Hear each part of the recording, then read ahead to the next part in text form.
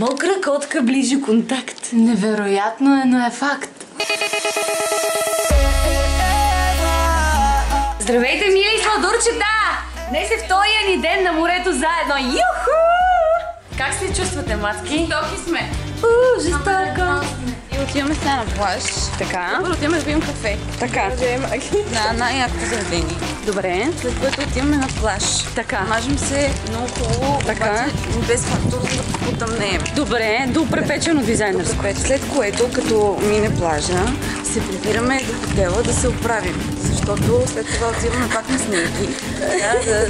Да отмием прекрасния пясък от нас и да отидем да ни направят косите и да ни гримират. На диета ли сте? И така, сладурчета, време е отново да се потопим в приключенията, които ни предлага, както едно дете коментира в Инстаграм. Океана в Созопол!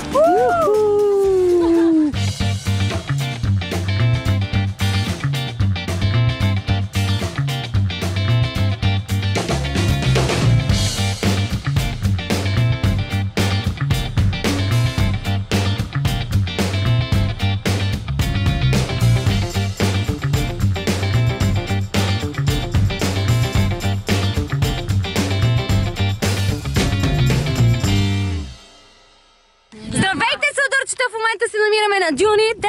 Дюлите! Само, че дюлите липсват. Сега мисията е да ги намерим. Хаштаг Кифла! Хаштаг Ева!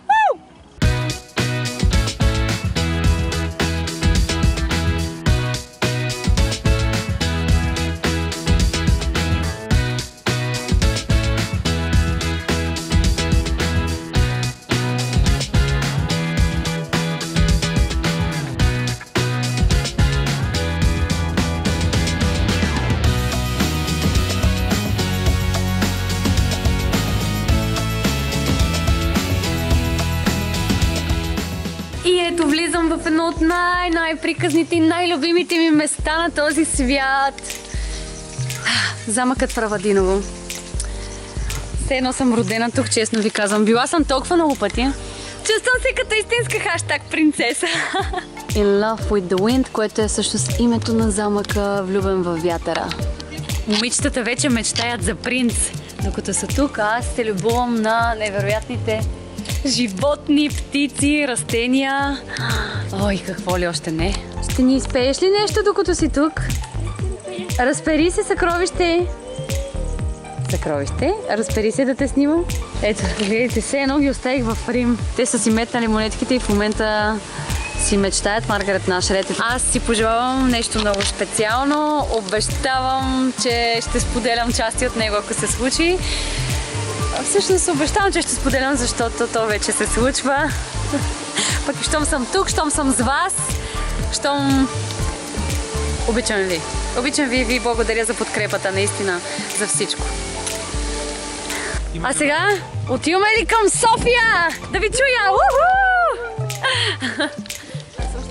Приключението ни продължава. Яо, сладурчета! Ние се намираме вече на една бензиностанция по средата на нашия път. Ще си вземем някакви тайни неща и ще продължим своето приключение, защото не се знае къде всъщност отиваме.